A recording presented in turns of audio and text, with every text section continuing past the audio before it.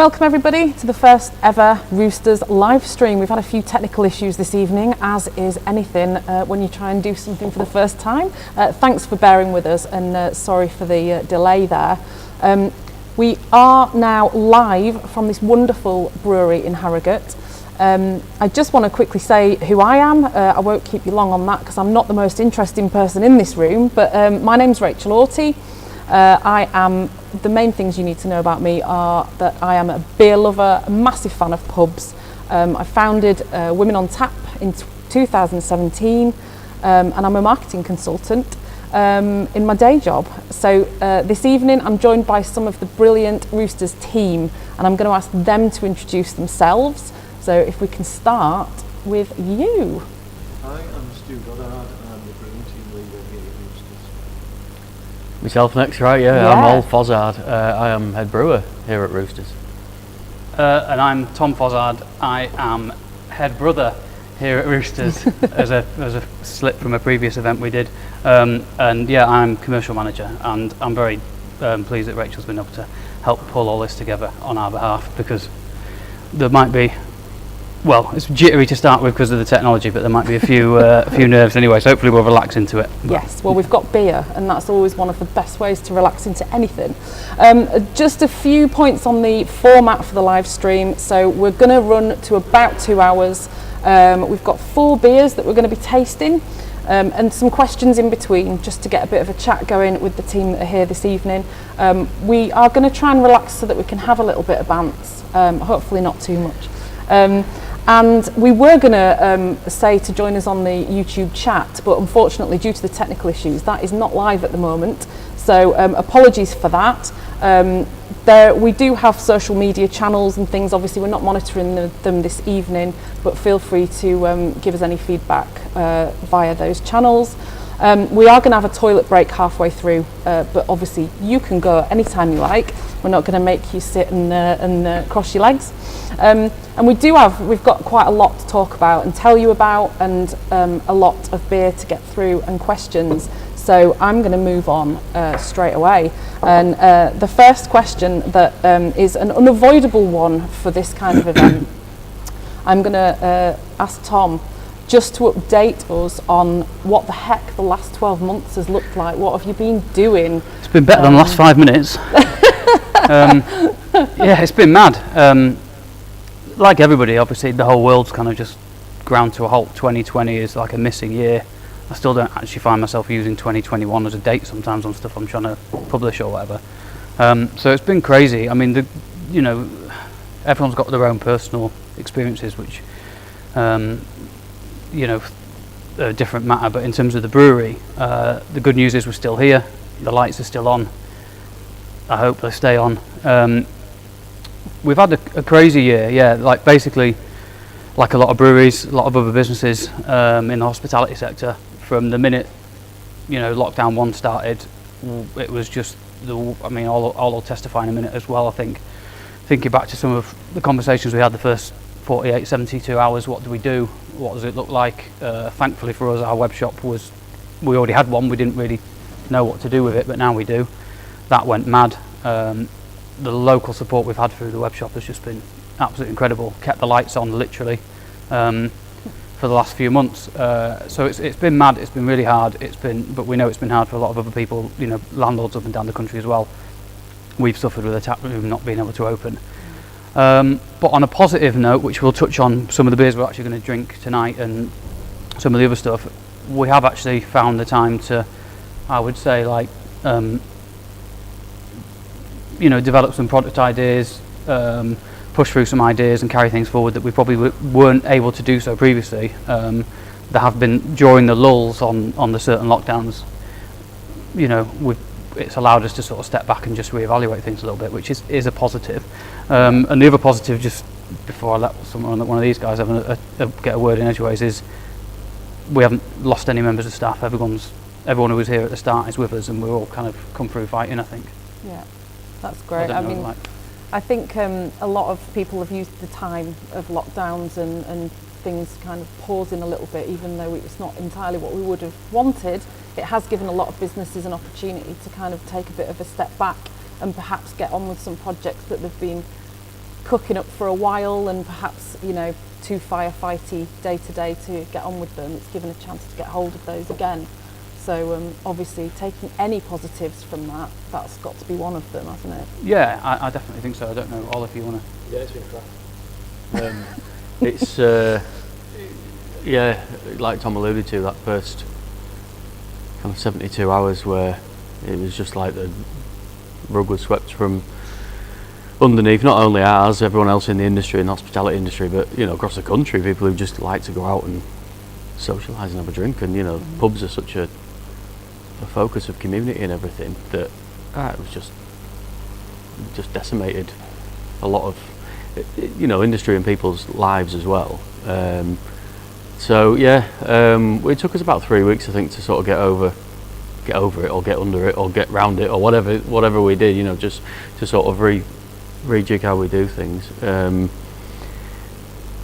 Yeah, personally, I'm grateful that we still, obviously, you know, we've worked hard, we've still got everything intact, and, you know, I don't know how I would have coped by not being able to get to work every day and continue, you know, to sort of test myself and see people and all that kind of thing. And, you know, the guys, Stu and the team as well, have, you know, but we worked through it. We kind of reassessed what we needed to do. We did some sort of planned maintenance and things like this, but yeah, crap on it, let's be honest. It's been crap, but like you said, start with this, there are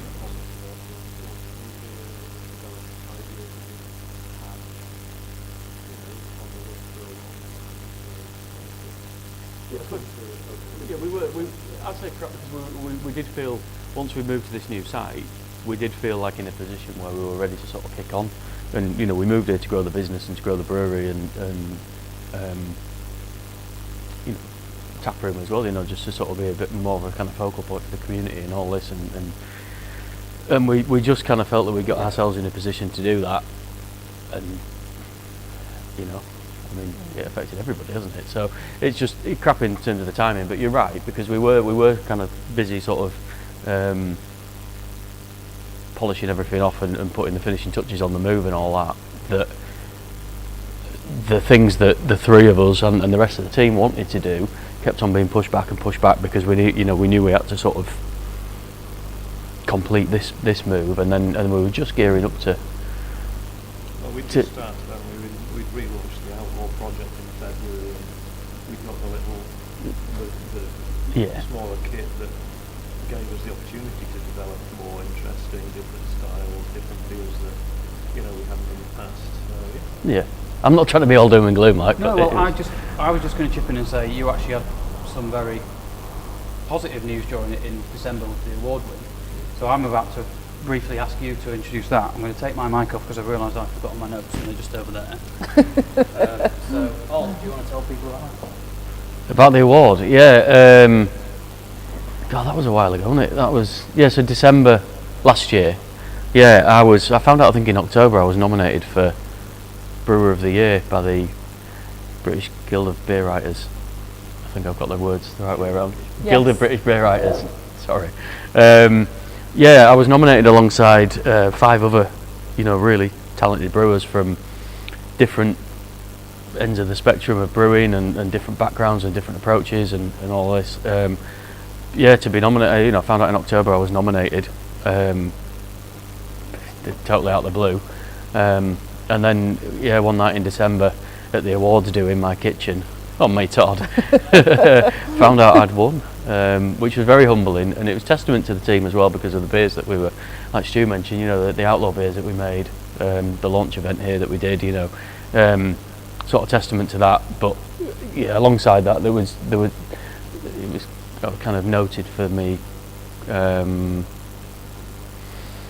the kind of focus I'd put on mental health within the brewing industry and within hospitality industry as well, specifically with men, of which, you know, I've suffered with anxiety and, you know, talked a lot about that in the past. It means a lot to me. But yeah, so that award was it was a nice end to the year, let's say that. But yeah, it was a, you know, again, from the well, not even from the beer side, actually, from the support that Stu and the guys, the team, sort of gave me with, with my sort of struggles along the way. Yeah. Yeah, it was a team effort, team award, I think. Sorry to interrupt again. I'm just very. It's regrettable that we don't have the comments thing on the YouTube channel that we had intended on the first link, and it doesn't work very well. Or it doesn't work at all on this one. So I don't know, Steph, who looks after our social media. I don't know if you're watching. I hope you are. You're giving Steph instructions via the live Well, stream. I can't log on to Twitter on my laptop for some reason to be able to say that if anyone is able to sort of, or Steph, if you're able to let people know that the initial link, they need to go back to roosters.co.uk/YouTube-live and re-click that link, because we've had to introduce a new one.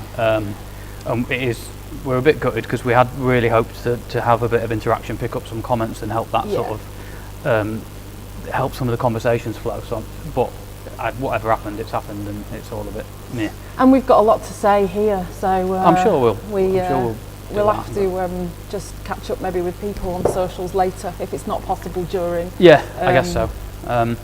But yeah, so sorry, that was. We're here. We made it. Yeah. Well done. That was great. The award, and I'm sure it was very welcome after a year of kind of, the year that was. It was. It was. It lasted about 3 days, and then Tom smashed it. The certificate I got. Yeah, I got a certificate presented. Again, kind of like socially distanced and everything. There's normally like a big do in London and all that, but sat and accepted it in my kitchen, and then got presented with the certificate in a frame and said to Tom, "Oh, do you mind bobbing that on my desk?" And he smashed it. So. Brilliant. Fit of rage. Do you know what? Is that not fitting for what 2020 was for everybody? Yeah, it was nice while it lasted. Yeah, that kind of thing, Get a little piece of joy, and it's very brief. Yeah. I think Stu mentioned something that is like the lasting, one of two lasting final memories I had before lockdown 1 kicked in, was when we did the Outlaw Project launch in the tap room, which was a phenomenal event. You were with us, so I do know you really enjoyed it, and we had Pete Brown, Melissa Cole come and do Harewood's Food and Drink Project did an amazing dinner, and that for us, that felt like the start of everything we're trying to achieve here, and the move kind of, like you say, just sort of took longer than we hoped, and it plodded on a bit, and then that felt like the start of it,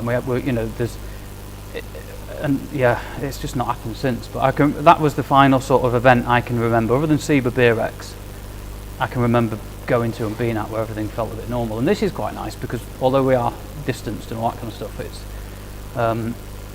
it just feels nice to sit and have a beer and have a chat with people, we see each other every day at work, and it does still have a little feel of Zoom on it where you've got to sit and listen and not, that's one thing I kind of like I've quite enjoyed, actually, having beers with my mates, but the fact that you've got to sort of, you can't just butt in.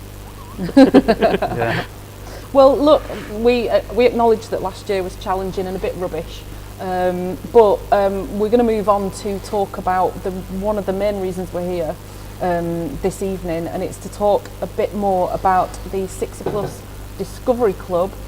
Do you want to just give us a little bit of a summary of what that is, why you launched that now? Obviously, we're going to be tasting some of the beers from the first pack.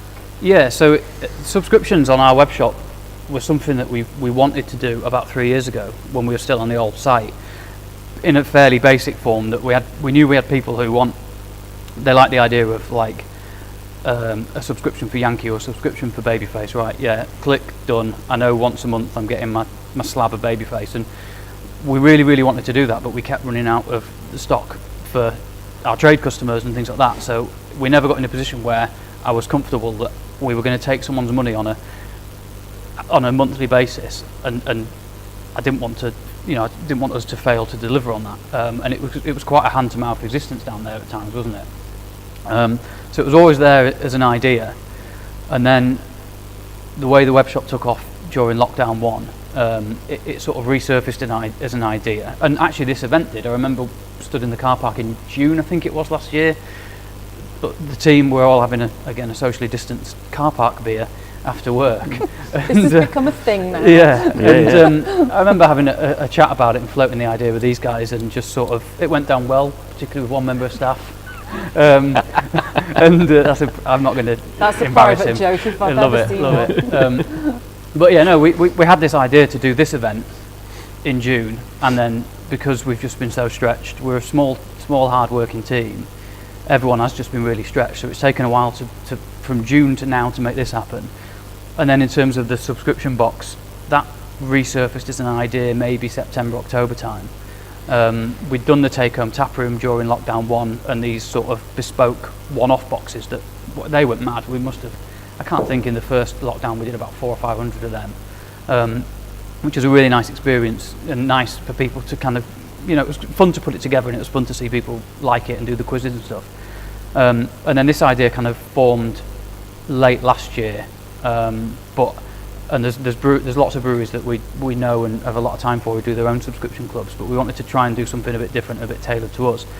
We launched the Sixers, which for anyone who's just not aware are our new fridge packs. We launched them in back end of November, and then the idea developed that we could do a subscription box that both encompasses the fact that you're going to get six of the same beers.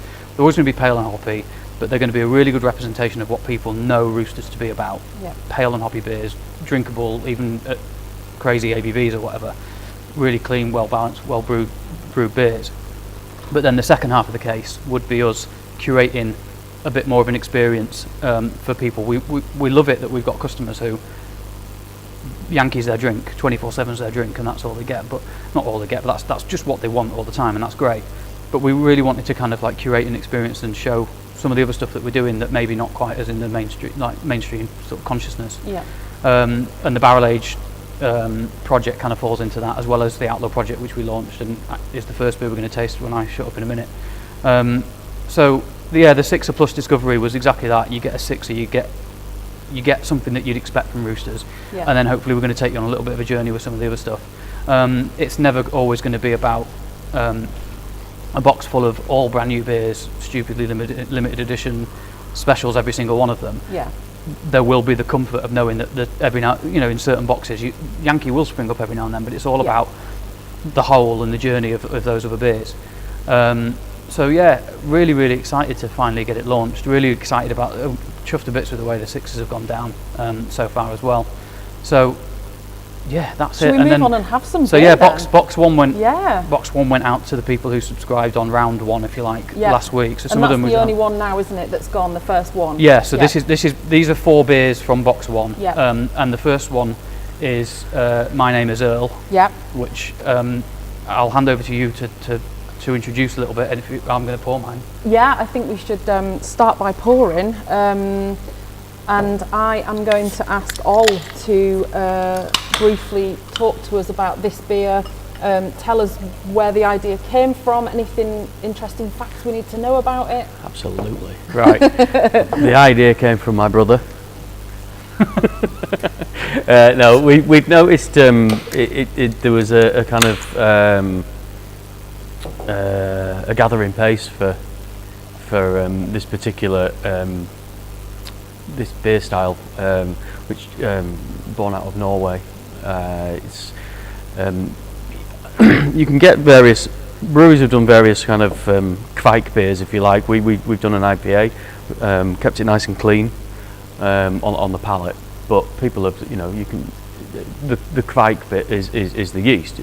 Kvike is Norwegian for yeast, and I think, Stu, we were just discussing earlier, weren't we, that the word quick in English actually derives from kvike, which is interesting because the main characteristic of the kvike yeast strain is that it ferments in 24 to 36 hours, opposed to kind of 72 to 90 hours of a typical kind of ale yeast strain. So yeah, we were keen. We discussed it a few times, Tom and I, about sort of doing something with this yeast, particular yeast strain, and a few other notable breweries that we're aware of and friends with had sort of done a couple as well, and we tried and we thought, okay, let's have a go. The idea to do an IPA was more Tom's idea, but it's handed the baton on to Stu and myself and the team, and that's kind of where that came from. The name is an old name of I came up with. When was the first Peak Ender? Peak Ender was first one was 2014, I think. First Thornbridge Peak Ender. We did a beer with Col Strong, who's now at Salt Brewery, but back then he was with Buxton, and he came up and we did a one cask only beer. And I think he and I, was it cask? I think it was. But we tried to replicate. We wanted to do like a Sierra Nevada Pale Ale and ferment it with a Belgian yeast strain. And I think around that time I'd just realised or just learnt, because I've been in Oslo that earlier the year, but the O with the kind of strike through it is pronounced in Norway.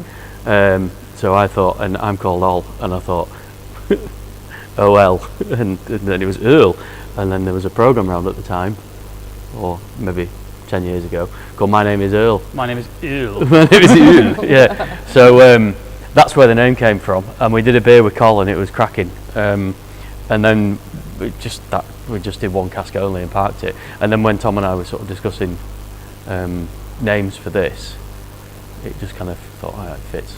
It fits, you know, 'cause the Earl being the Norwegian word for beer. yeah. Yeah, Earl being the Norwegian name for beer. It's a Norwegian yeast strain. But I'm not called Earl, no. But so yeah, that's kind of where the idea came from. I can talk more about the beer a little bit if you let me get some of my glass and taste it. Yeah, go for it. But yeah, what does everyone else think of this one then? I'm just struck by how crisp it is. It's really clean, pretty clean. Really dry, loads of citrus, kind of. Just so clean, you're right. yeah. The strain itself is a very neutral sort of strain in terms of, I mean, if you think of sort of Belgian yeast strains or saisons or even, you know, ESB strains that have like a, you know, the yeast imparts so much flavour on a beer anyway. But this one is particularly clean. A real sort of unique characteristic of this strain is that it ferments at 38 degrees C, which any ale or lager strain would not survive at that temperature. We normally, so our house yeast strain, we ferment between 18 and 20 degrees C, depending on the product, on the beer. So this one, 38 degrees C, and it's fermented out within sort of 30 hours, I think we found. Whereas a beer of this strength would normally be at least 90. So yeah, it's a very fascinating strain of yeast, but it's very neutral. The yeast strain itself, it does give off sort of subtle citrus fruit, but we brewed it with hops to kind of complement that that flavour profile that the yeast gives. So we used primarily American hops, Cascade, which is kind of floral, a little bit of pine, Centennial, very similar to that, Amarillo, orangey notes, and then there was it was Mosaic, which is a real fruit basket of fruit flavours, you know, and then there was we put a bit of Nelson Sauvin in from New Zealand, which is just a little really nice kind of cutting sort of grapefruit flavour on the beer. Yeah, I you know, when we sort of sit down and have, you know, talk through ideas, I'm not a brewer. I was a home brewer a decade ago, and I've got like the most basic understanding of brewing a beer. Yeah. I've never brewed one commercially, all that kind of stuff, but I've you know, I've got I come up with ideas and I run them by these guys. Some of them float, some of them don't, but this one, the way it's turned out, like crisp and refreshing and all that kind of stuff, is just it's brilliant. And it's just, you know, it's an example of the kind of, like, you know, it's a really crushable IPA at the end of the day, but it's you know, it's a step aside from what roosters normally do. It's not our yeast. It's just sort of exploring other things. Yeah, I wanted to. Other options, other ways of doing things. It's a single malt base as well, which is a lot of our beers generally are, because we try to showcase hop aroma and flavour. Whereas with this one, it kept it as a single malt base, but then the the hops that were chosen and blended were more to complement what the characteristics that the yeast would give off, which isn't normally the kind of approach that we'd take with a beer. It was more, you have to keep in mind the performance of the yeast and any kind of desirable and non-desirable flavours that are given off. But primarily you're looking at a malt hop balance and bitter sweet and all of this kind of thing, whereas the hops I chose for this one were more to complement the yeast strain, which isn't something I've ever really done before. Yeah. Great. Yeah. I think that it's not messing about. It's a 6.3 ABV as well. It's not a, it feels very clean and very drinkable, but no, you have to be careful with this one, I think, because it strikes me as something that would be great in a beer garden in the sun, but you've got to be a bit steady. So. Yeah.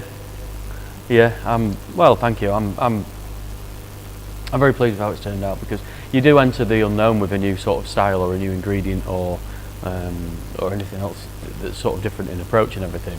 Yeah. So yeah, I think we've done a good job there. That's great. Yeah. Anything to add on that before we move on? We've got an exciting conversation coming up. Have we? Yeah. We have. No, I'm going to keep drinking it while we have Keep this. drinking it. Oh, excuse me. We're going to talk a little bit about the barrel aging project now, which obviously is something that's been kind of cooking for a while over the last year of not a lot happening and blah blah blah, but this is something really exciting that's kind of come to fruition at a really good time, I guess. So tell us a bit more about that, the plans and where that's... It's something Tom and I again have discussed. Oh, well, even back on the old site we discussed it, didn't we? I've got in my notes that it's day one, when we almost a decade ago. It was like, we took over a cask only business and this, that and the other, and Sean was innovative, and he had dabbled a little bit with some. When I used to work at the Old Bell, he'd done an Irish stout in whiskey barrels. I remember it was cask only, so it never went anywhere outside of Harrogate or whatever. But day one, it was something that we wanted to do, but it just never happened. Never had the space, never had the time. Space was a big issue, really. So again, going back to sort of February last year, when we were ready to, we kind of completed the transition to this site. We bought in some various barrels from different regions and from different that had held different spirits and wines and things. So they landed in sort of February, I think, didn't they? I think we bought them at the back end of 2019, and they took a couple of months to arrive. Yeah. And so one of the first brews that we did when lockdown hit, was like, right, we might as well fill these things full of beer, because they're going to be sat there for a while, and we've got time on our hands. Well, didn't know how long we'd have, but we ended up with time on our hands. So we did the first brew we did was it'll be coming down the line later in the year, but we did a big imperial stout, and then the second one that we did was the one that we're going to discuss this evening, which again I just think blowing my own trumpet and all that, or our trumpet.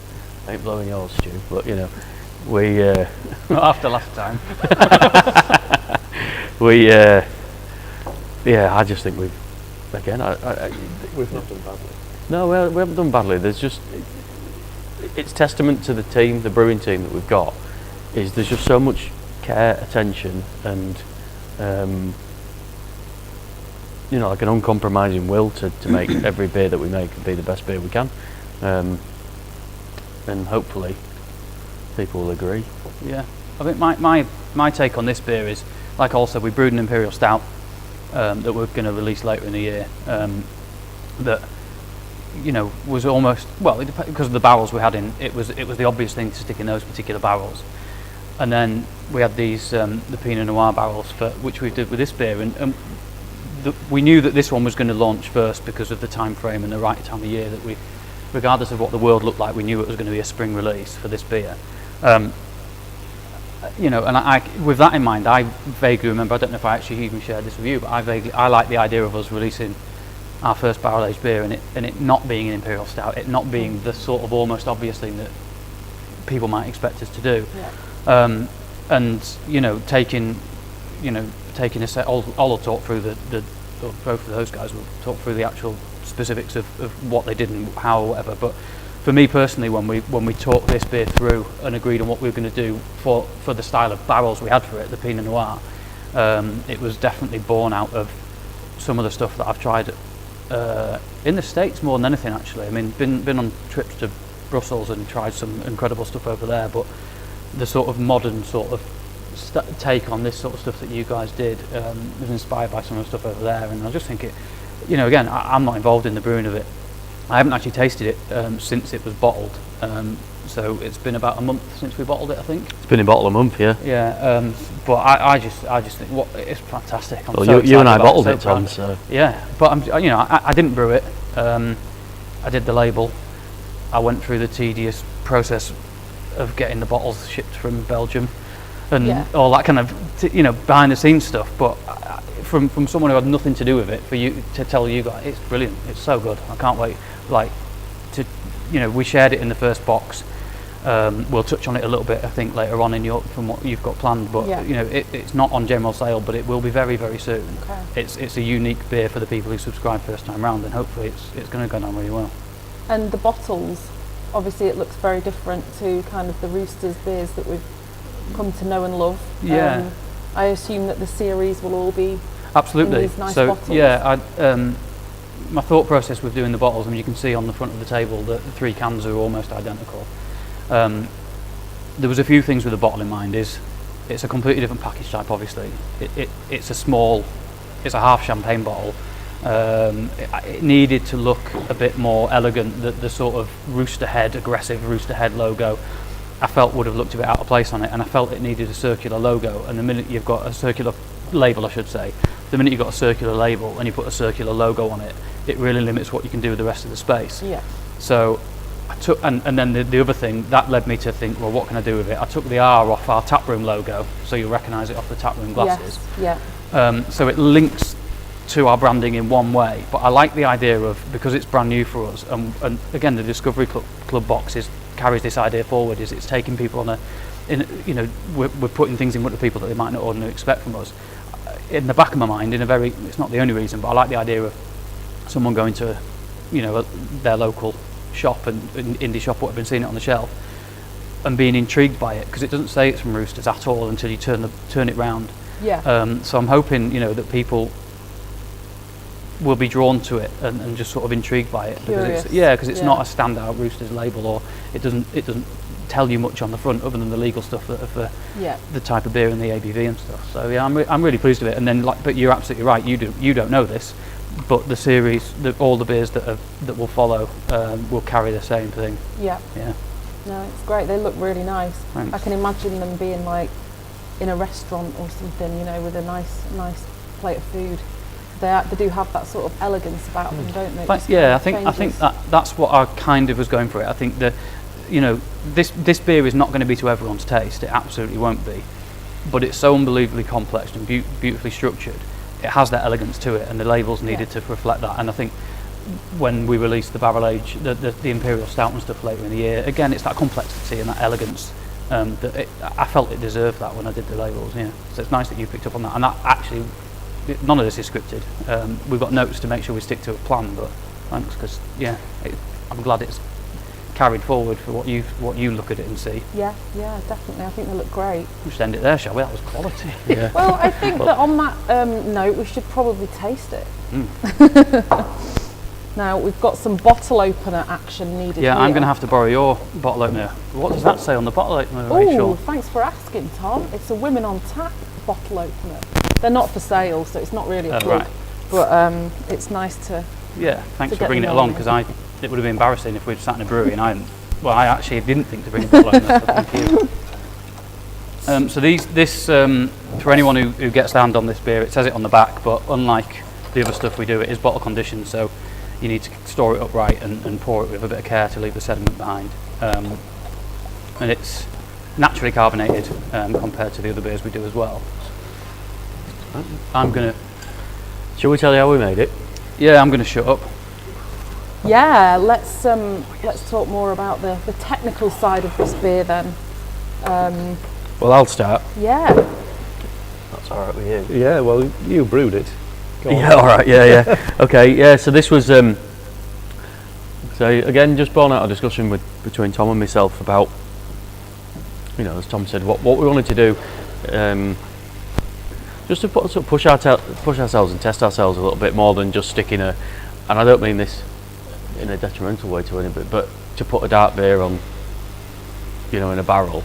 There's a lot of, I won't go into it, but there's a lot of hiding places in dark beers for unwanted flavours, if you like. So we chose to go for something pale, and I'd had this idea to do a kettle soured beer, which is to anyone who doesn't know, right? But to anyone who doesn't know what a kettle soured beer is, it's where you begin the process as any beer would, boil it up, so you sterilise the wort, and then you basically put that wort, whereas normally you'd add hops and send it to the fermenter and pitch your ale yeast. You send the wort into the kettle, which has been purged of oxygen, so using CO2. So you purge, it's an environment where there's no oxygen, and then you send it in at a higher temperature, again about 38 degrees C, similar to the yeast, the Kveik yeast. But this time you then, rather than pitching a yeast, you pitch bacteria in, and at that temperature it starts to break down the sugars and sort of feed off the sugars. And rather than producing alcohol, it produces lactic acid, which is it's not an acidic acid like a vinegary kind of acid. It's more of a, I don't know how to describe it. It's a bit more sort of chewy and tart and yeah. So, but you then leave it for up to 24 hours. pH will drop, and then you return the beer back to boil. So you bring it back to boil and basically kill the bacteria that you've added. And then you run the brew as a normal brew, and you'll add a token amount of hops, just to add some subtle bitterness, but nothing that will interfere in any way with the finished product. And you kind of finish the beer in the same way. So we boiled it up, sent it for the heat exchanger, and dropped the temperature to our normal fermentation sort of starting point of about 18-19 degrees C. And then I chose to ferment it with a saison yeast. Saison yeast is saison is a style of beer born out of, is it France, Belgium. A traditional kind of farmhouse beer, and it was brewed for the saisonniers, the sort of seasonal workers who used to work on the farms. So, we pitched the saison yeast. But what's interesting about the saison yeast, in a similar kind of way to the Kveik yeast, is we pitched it at our normal fermentation temperature, and usually we'll control the temperature through fermentation, so we get this stability and kind of what's the word? Consistency of the consistency in from batch to batch, so that Joe Public hopefully can't tell, we're making a consistent sort of stable product. But with a saison yeast, you pitch it at a normal temperature and you just let it go as it ferments. Three things that are given off during fermentation from that a yeast strain produces are alcohol, carbon dioxide and heat. So you don't put any cooling on it, and you'll just let the temperature go. And during the rising temperature, the yeast gives off different flavour profiles and weird and wonderful things. So just to backtrack, we'd soured it with this bacteria, produced a lower pH, and then fermented it with a saison yeast. Temperature got up to about 28 degrees C, and then once it had fully fermented, which takes a little bit longer because the saison yeast, that particular yeast strain, it breaks down more complex sugars, more dextrinous sort of sugars, so it leaves a much drier finish. There's no kind of residual sugar left in the beer, so it leaves a drier finish anyway. Once it had fully fermented out, we then packaged it into some Pinot Noir barrels, which my friend Stuart over here will hopefully fill you in on. Yeah, so the Pinot Noir barrels that we managed to get hold of they're all from France, northern Burgundy, in particular, they're from the coast of Lille, further home. So Volnay, they're Premier Cru vineyards. Sorry, Stu, can I interrupt? I just wanted to just say very briefly that Stu has got a 20-year background in wine. Retail more, but Yeah, bit of a, so, yeah, you know, I'm from wine background. and he's got an incredible palate, so that's why. He wouldn't have said that himself, would he? He was It's not like he's reading off Wikipedia or like that, you know. But no, Stu, you know, when the barrels came in, Stu noted where they came from and was already Yeah. telling us what, you know, where they you know, geographically think- and what we could expect. I think what Stu brings to that I lack in places and in certain my you know, being able to describe flavours and perceive flavours and things like that. Like Stu's knowledge and his that background is something that really kind of helps us and adds to, you know, you bring something very much to the party with that. So it is worth mentioning because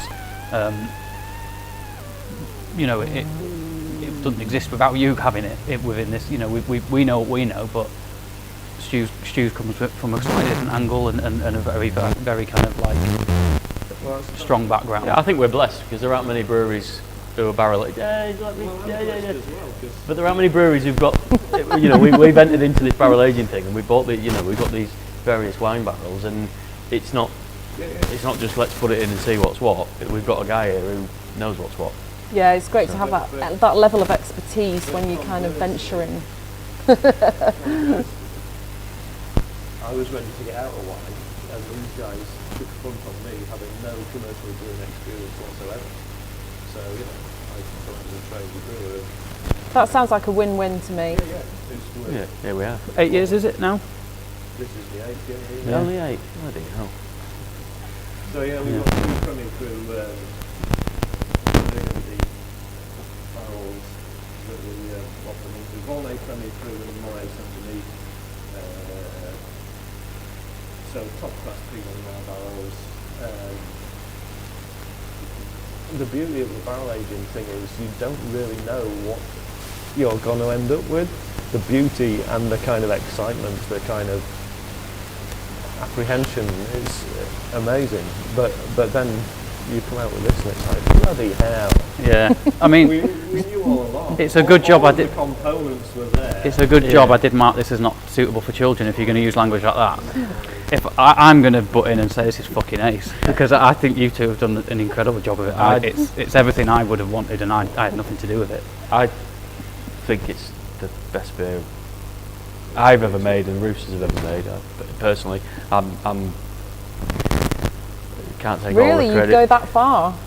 I think it is because to kick off, you know, again, people might think, you know, shut up, dickhead, you know, blowing your own trumpet.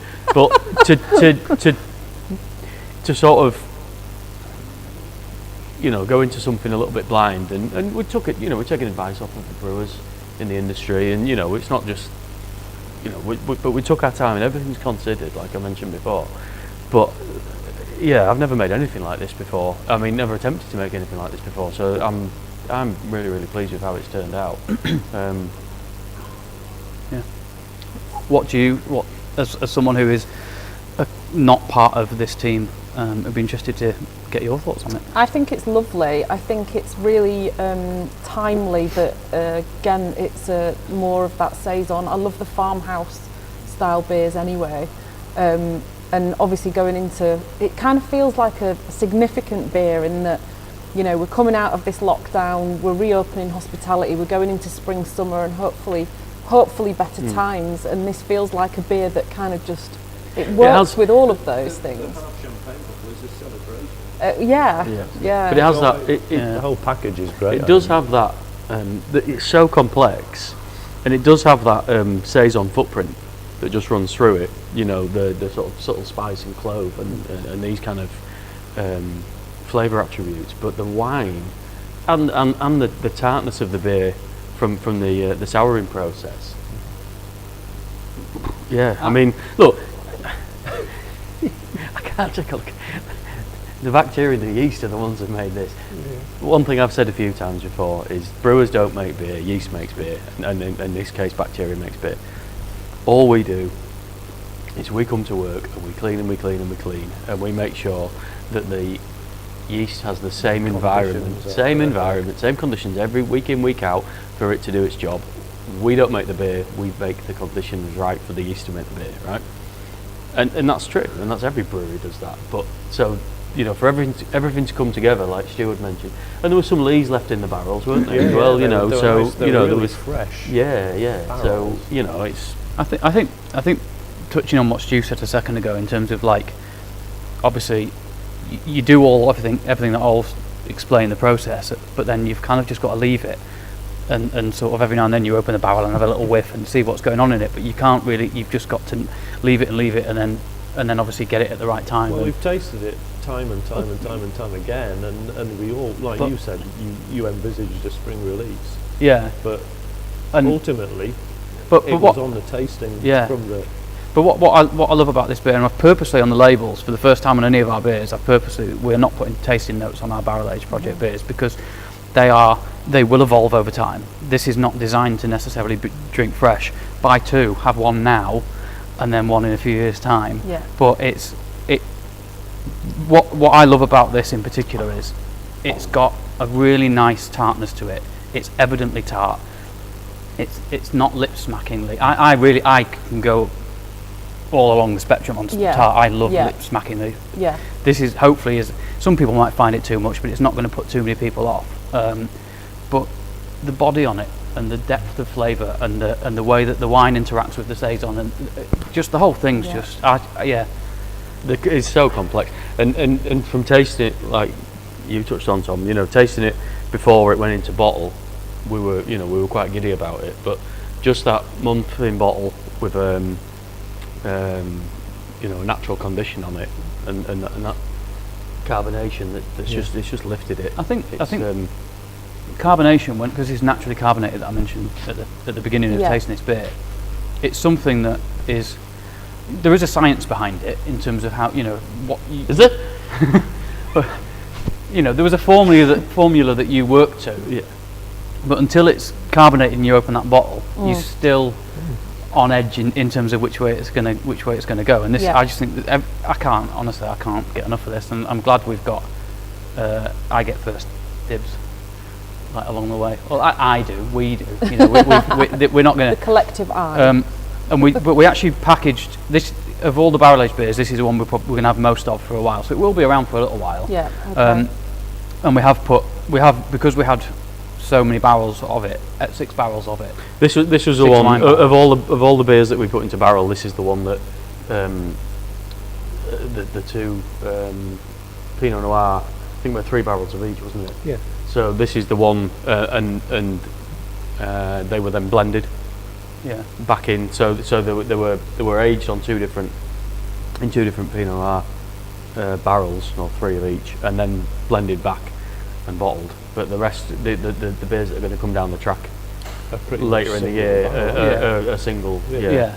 But so this one, this is also going to be on keg, very limited. I can't remember how many we've got, about 30 odd kegs off, which in the grand scheme of things is not a lot. Obviously, some will be going through the tap room, and then some have already been snapped up by trade, and I don't think it gets released to trade till next week. But it's, you know, it's. I remember I used to work for Beer Ritz in Leeds before it sadly closed last year, and I remember, I'm not going to name who the brewery was, but I was on shift one day and I didn't place the order, but someone turned up with 6 cases of their latest beer, a commercial brewery, and they turned up because it had been ordered, it had been offered to them and ordered, and I took the delivery, signed it all off, and on the way out the door, the guy who delivered it, who was also the owner brewer, sort of went, yeah, we only bottled it yesterday, you're going to have to keep it somewhere warm for a month, see ya. And it was like, me and Zach, my manager at the time, we were just sort of like, what? So like we were in that shop situation, we were responsible for the conditioning of that beer. If you Yeah. held it at too high a temperature, it had the unknown to us, because we didn't yeah. package it. It could have gone crazy. If we kept it in the cellar, sold it a month later, it would have been flat as a fart. And Yeah. it was just, it just always tickled me that it was sort of like, and I think we paid cash for it, and it literally was like on the way out the door. See you later. You got to look after that now. So when this being our first proper, we have done some small batch bottle. Yeah, we did, yeah. Some bottle condition stuff. Yeah. But for how giddy, like Ol says, we were with this beer at the point of it going into bottle, the way it is now, what, you know, okay, there's a formula or whatever, you joke about it, but I'd just everything like to about point it is out, so good. you know, we're giddy about this because it's been years in the sort of making and the discussion and everything. Look, I'm not trying to kid ourselves that we're doing something different to other breweries and everything, because they've tried there's some tremendous barrel aged sour beers and all sorts of variants on yeast strains that they're fermented with after. Look, I'm not trying to say that, hey, look, we've done something new, but it's like, for us, it's like we've finally done what we wanted to do for years. It's the lack of space on the old site, which you'll have been familiar with from being local and coming down there when we did the occasional open days. Yeah. Like no room to swing a cat, to being in this incredible space that we've been able to evolve into. Quite the step, wasn't it? Really. Yeah, huge, and it's a different story, I guess, for another time. But it's just like Ol says, it's been years and years and years. I remember having a conversation with Ol on the old site where we literally were sort of like, what's on those pallets down there? Are they is that important? Can we get that out and even just squeeze 2 barrels in? And he's like, you just sort of like, we were desperate to find room to do something, and it just was never going to happen. Yeah. So now we've done this, and it is the start of a project. Like, we have got the Imperial Stout that's coming up. Just like to add as well, we backfilled the barrels. Yes, with a different style of beer. You can mention what the beer is if you like. I'm not, I think. Yeah, we've done. We backfilled the barrels with a barley wine. So- About a month ago.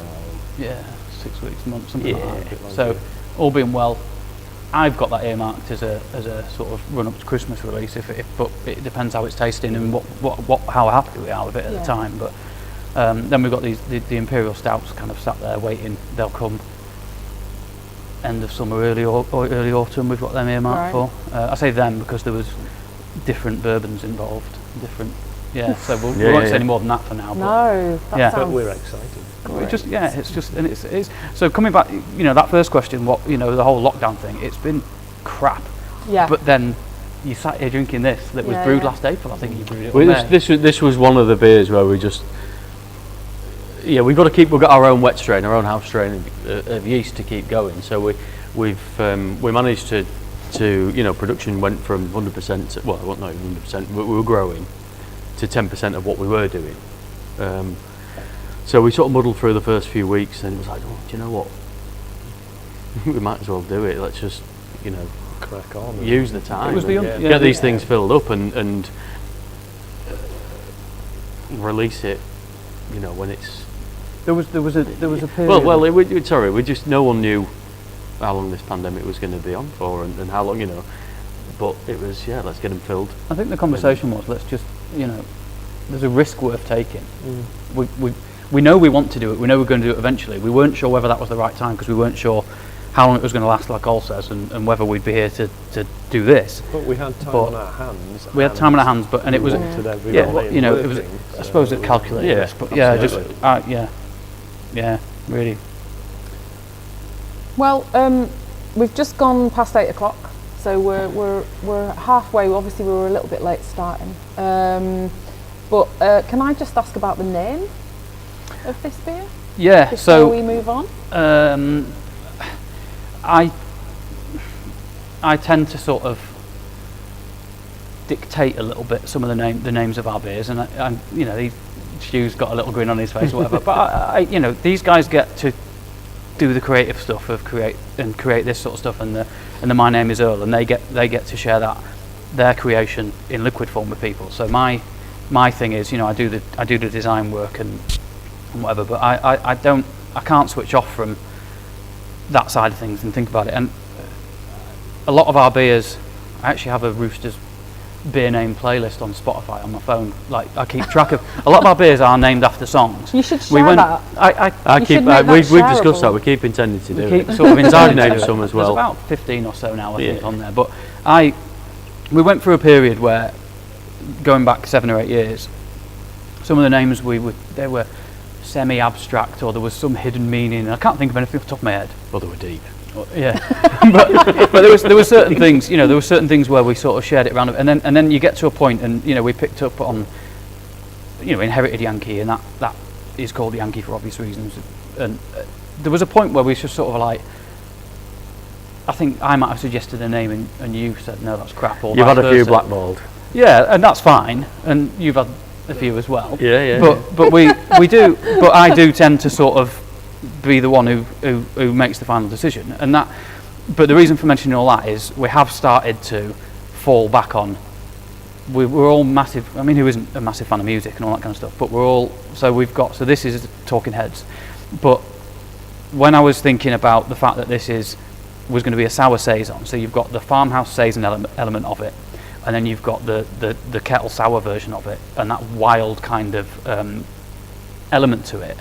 I just got to thinking to that. So then the Wild Life, it's a saison that's been soured, and then it's been sat in a barrel and been allowed to have other bacteria take hold of it. So I think it's a very fitting name. You guys got it straight away. Yeah, thumbs up straight away. Yeah. So it fits in, but it ultimately is also a really good Talking Heads song. Fair. Yeah.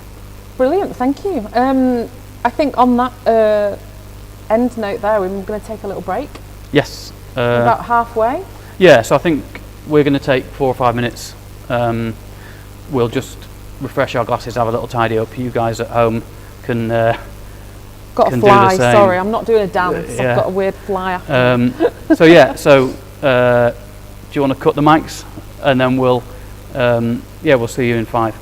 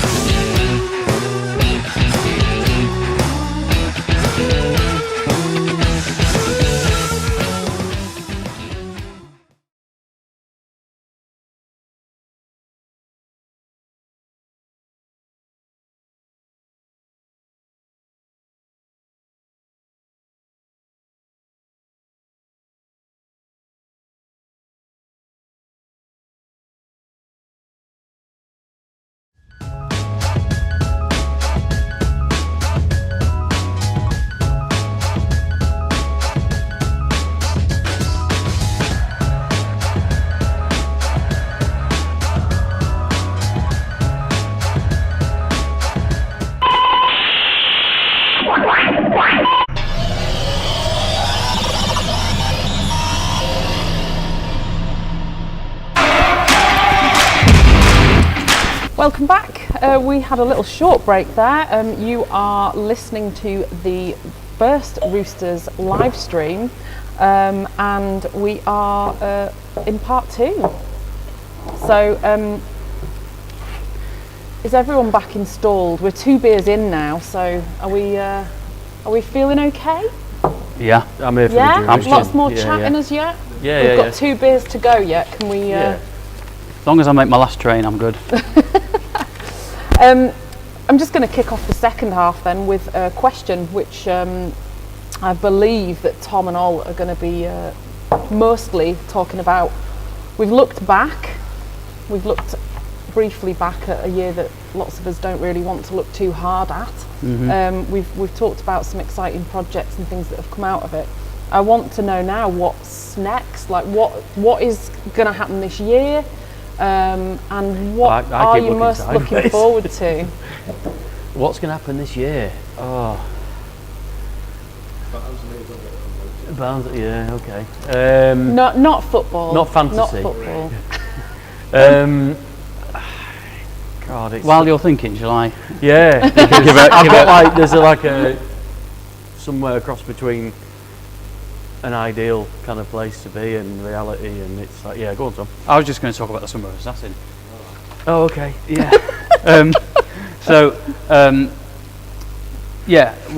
I wrote a blog post, hastily put a blog post together in January this year because my phone reminded me that it was 10 years since Babyface Assassin was first brewed Wow. as a home brew by me. And then that was before Roosters, would have been 5 months before Roosters became Can I a just thing. ask at Yeah. this point, is it true that you did that in your bathroom? Yeah. So Thought that I lived was in just a like a silly fact lived in a someone made back-to-back, up. a little back-to-back terrace in Leeds, in a 2 up, 2 down. And the logical place to do it that wasn't the kitchen because it was really small, and my wife is a very good cook, and it would have stank. We both couldn't have operated in the kitchen, and it would have stank it out, and she wouldn't have liked it. So the next logical thing was, in terms of what is easy to clean, it's got loads of tiles and like a proper, it's not carpeted or anything. I could like clean it down, sterilise it before I brewed, clean it down properly afterwards. It was hard to brew it in my bathroom because I had nowhere else to do it. I did want to try to brew outside with an extension lead through the letterbox thing, and that didn't really work very well. But yeah, so it was first brewed in my bathroom, which does sound weird, but hopefully when I Little bit. explain it, it's a bit more. So it sounds a bit sort of less grubby, but because I did clean it, So yeah, I did it. I was homebrewing. I was working. A watch pot never boils. There you go. Sorry. Yeah, it's a marked difference to the first, the start of the thing from an hour ago, isn't it? I was working at Beer Ritz, which I briefly touched on earlier at the time, and I've been homebrewing for about a year, and I brewed a couple of good beers, most of them dark, and then some of the paler ones I just wasn't getting what I wanted out of it, and I was getting really good sort of clarity, and they were clean, but I was way off on my bitterness, and I brewed a beer. It was called Blitzkrieg Hop, and it won a highly commended in an American homebrew magazine label competition. But I brewed this beer called Blitzkrieg Hop. It was undrinkable because it was so bitter. It was like an arms race for bitterness, and then I realised I was just, what was I doing? And it was horrible. So it never really, other than looking nice, it didn't really sort of hit the spot. So then I went back to the drawing board and I was like, well, how can I brew something that is, I was missing the aromatic side of it, and I was too heavy on this side, so I took it in the other direction, and it coincided with Zach, who was my manager, I briefly mentioned before as well. And I remember it felt like a drug deal, because you couldn't get, as a home brewer, there were certain hops you just could not get from the US. And Summer Wine Brewery, James, the owner brewer there at the time, sold Zach a kilo of Citra, so we scored a kilo between us. And brilliant. We divvied it up in the back office of Beer Ritz, and I took mine 500 grams home, and I brewed a 25 litre batch of beer with my 500 grams, and I think Zach brewed six lots of 25 litres with his 500 grams, and I just went like full tilt at it with mine. And I had a really good fermentation, which is a bit of a, Stu used to be a home brewer as well. Fermentation on a homebrew level is just like an absolute lottery. It either goes good, it either works or it doesn't, and a lot of the time it was 50-50. And I just had like everything aligned, and I just had this incredible beer. And I used to name the beers, and it was like scratching a creative itch. I used to name the beers and design the labels and stuff. And rather than just getting a chalk pen and calling it Brew 002 or whatever, I gave them an identity, even if they were no good or not, any good or not.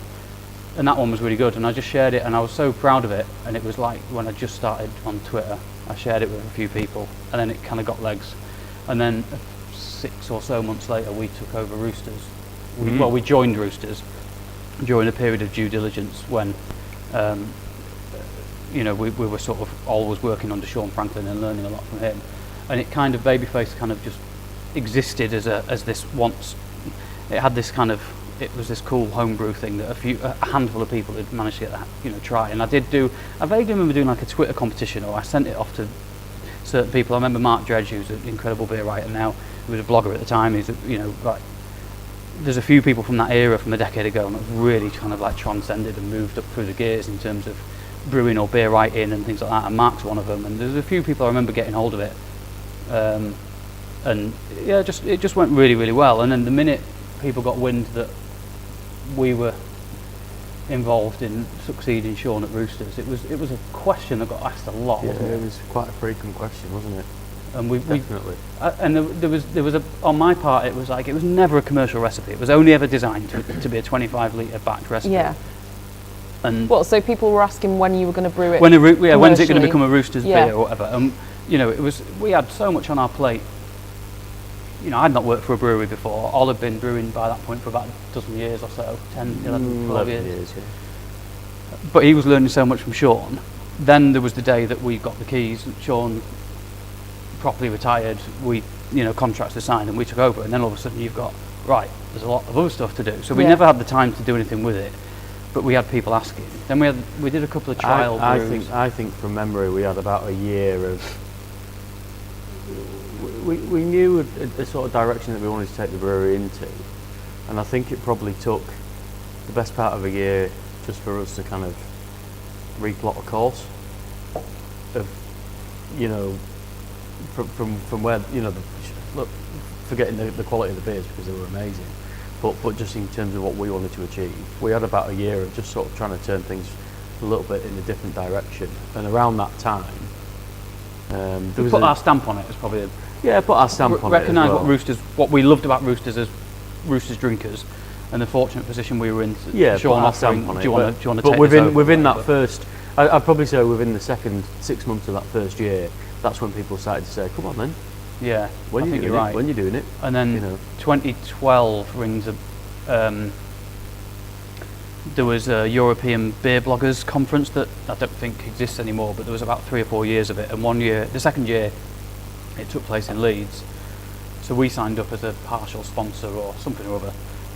And we were invited. Part of what we signed up for was at this event at what venue was it in Leeds? a hotel. Right, it was in a hotel in Leeds. I thought it was in something grand. It might have been a Grand Hotel. Could have been the Grand Hotel if there is one, I don't know.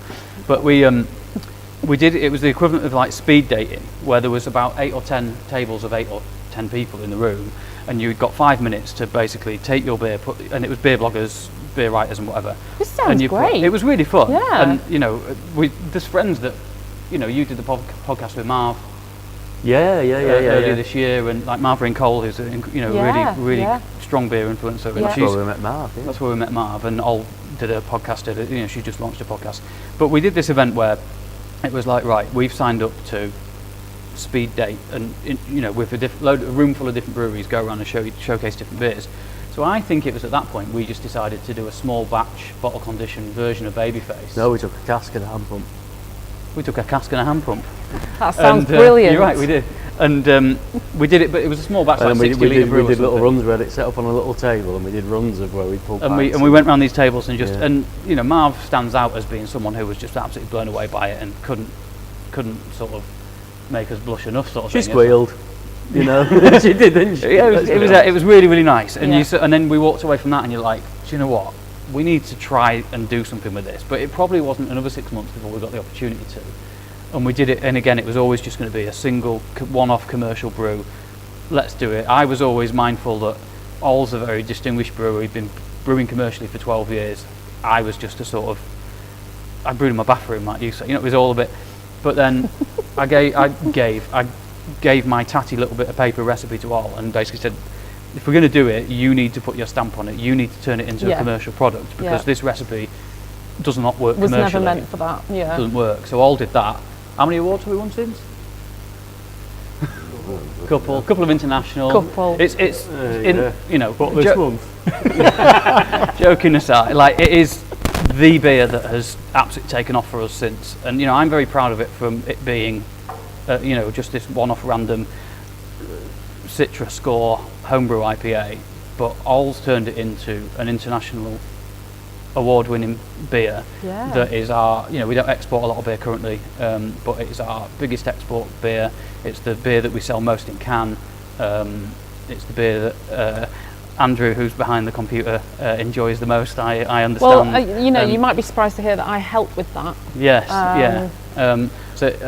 but no, like, it's just, you know, it's we did a Zoom online Zoom tasting for the trade via Euroboozer a couple of months ago. Yeah. Well, there was about a dozen or so people that Euroboozer is a wholesaler that we deal with in London, and they asked us, you know, would we do a little brewery tour and talk through a selection of beers with them. And Martin, who runs Euroboozer, is a really good friend of mine from within the industry, and he tried to be cheeky and sort of say, go on then about Babyface, because he knows that the origins were my homebrew, and we're, you know, twins, and there is competition, you know, we are naturally competitive or whatever.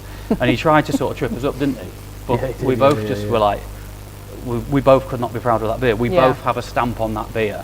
Yeah, that's really nice, isn't and it? It's great. Yeah. So the long, Also, you know, and the Stu team and as well. You know, everything, again, all you know. does come back to, you know, Stu brews it, and you know, it really is Team but- effort, Yeah, proper team but it was effort. nice because Martin did try and trip us up, and we've never sat down and gone, oh, if anyone asks us that question, how are we going to react? But it was just we both sort of shrugged and went, yeah, it's Roosters, it's us, it's we all have ownership of how good that beer is.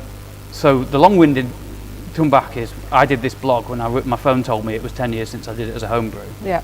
So I thought it'd be nice to do a little blog telling the story of where it came from to where it is now, and it went down really well. And then it was like, oh, hang on, maybe we should have done something to actually properly commemorate 10 years of it, even though it wasn't 10 years of it commercially being brewed. Like, you know, we're massive fans of Thornbridge. They 10 years of Jaipur, they did Jaipur X, and you know, really did a very good job of celebrating their flagship IPA. So it's like, I bugger, missed a trick with that.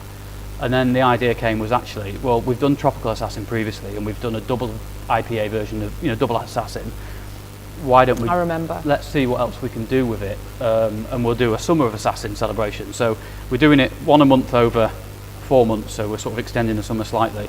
Tropical Assassin, which we're going to taste next, is the first one. Yeah. I can't tell. Have you put that slide up yet? I've missed it. Okay, so people watching at home have seen it. You know, then we've got New England Assassin was brewed last week. I brewed it on Tuesday.